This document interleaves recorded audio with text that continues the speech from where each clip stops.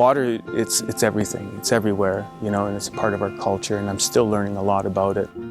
One of the things that I'm learning over the years, and now that I'm getting older, is that we got to think for our generations ahead, 7 generations ahead, like the people before us.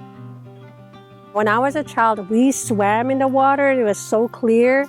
The fish were abundant there. You were able to see them on the riverbeds.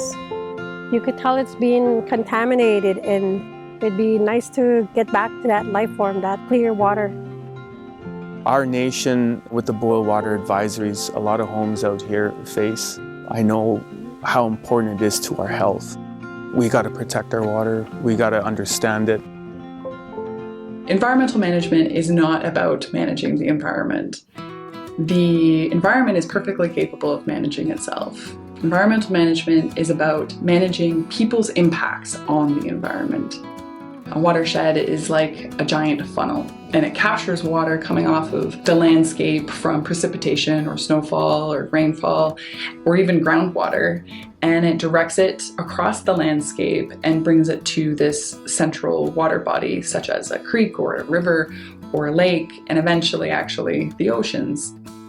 And as it travels across the landscape, it picks up soils and sediments or contaminants or nutrients and brings it to the central water body.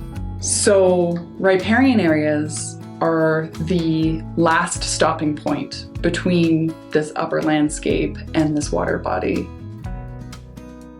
Riparian areas are that interface between land and water. They are transition zones or a buffer zone, a last line of defense between the actions that we're taking on the land and what is happening in our water.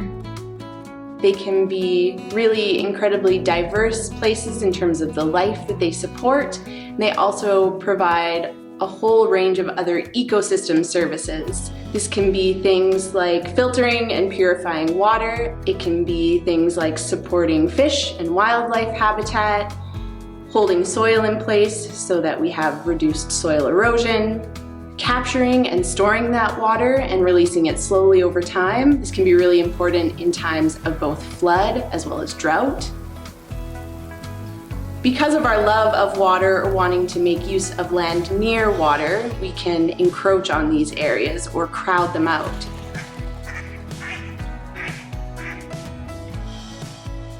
In our watershed work, we often encourage people to recognize that anywhere that they are in a watershed, and their actions can have an impact on that watershed, for better or worse.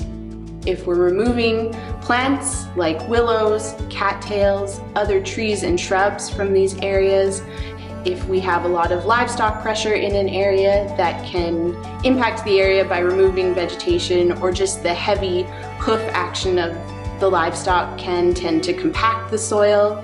Even things like using equipment or vehicles in these sensitive areas can also act to compact that soil. And so it just means it's less able to perform those water capturing and filtering functions.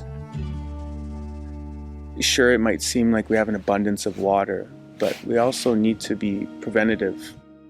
We're taking the necessary steps to educate ourselves, and from there we can work together and help educate others and help others succeed in improving their water systems. For us to do our part, you know, to prolong the life of our ecosystem, our watersheds, we need to respect the lands, because water is a life-giving element.